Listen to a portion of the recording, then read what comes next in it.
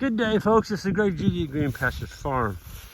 Today my topic is grass genetics, animal size, and making a profit on your farm.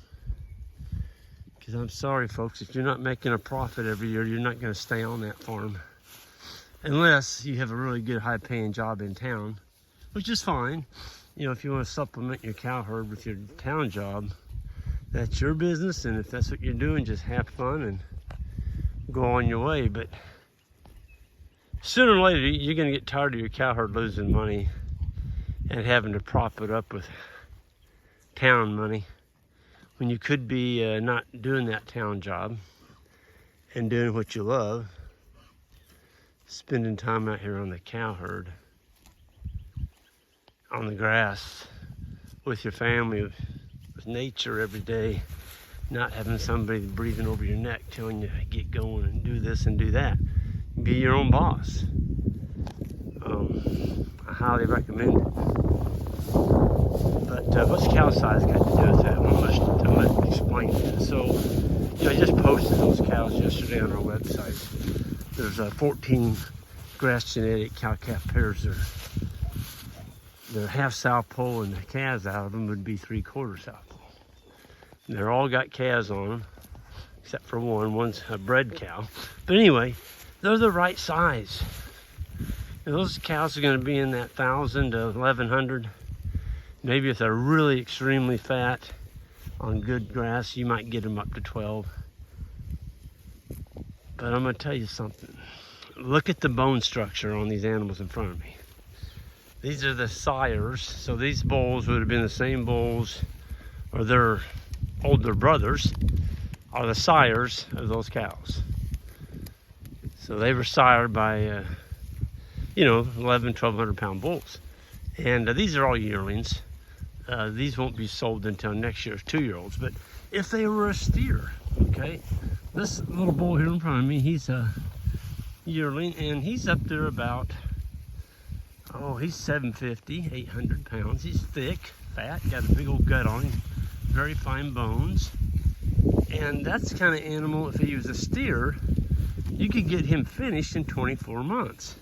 If you go to the sale barn and buy one of those monsters, big old cow, 1,600 pound cows, and you try and keep the steers out of that offspring, and you want to do grass-fed beef, you're never going to get there. Now, if you're independently wealthy and you want to feed them grain, you can do it. You can do it in 24 months. I mean, just pour the power to them if that's what you want to do. You know, this is America. You can do whatever you want, but you're not going to make any money. Not with corn at $8 to $9 a bushel. Folks, it takes 7 pounds of grain to put 1 pound of gain on a beef animal. 7 pounds. Folks, look what they're eating here. They're eating my grass on my farm. I don't have to buy nothing. These cows didn't ask me to buy grain for them this morning. Cows, I mean bulls. They do just fine. And do they look like they're hurting for groceries? Absolutely not. But they're the right size, and that's what I'm going after here. So those of y'all that got dreams of getting on the land and getting your herd of cows, if you're going to start with good stuff. Don't start with monsters and go broke and have them eat all your grass and be thin and look like they've been in a POW camp by the end of winter. Why do I know that? Because that's what I started with. I know very well because that's what I started with. I had the big cows. And let me tell you what, it wasn't any fun to be in the beef cattle business. Wasn't any fun at all. Because I lost money every stinking year. And folks, I didn't have a lot of equipment. And I still wouldn't make any money. I had the wrong darn size cows. They couldn't eat this grass, stay fat, and give me a calf every year. Can't put it any more simple than that. So get the right size cows. Use the smaller frame bulls. Use animals that have gut. Why do they need a big gut? Because they're eating grass, darn it. They're not eating corn, they're eating grass. And they gotta have a big gut, like that one right there. Okay, they gotta have a big gut. Look at those cows in that pictures. Go to the website, greenpasturesfarm.net, and look at those cow-calf pairs. They've all got big guts. They've got beautiful calves on them, 100% forage raised. They've been exposed to a Judy bull since June. The bull was put in there in June, and he's still in there because some of the cows were later calving. And these are all fairly young cows, 4 to 5 year old cows.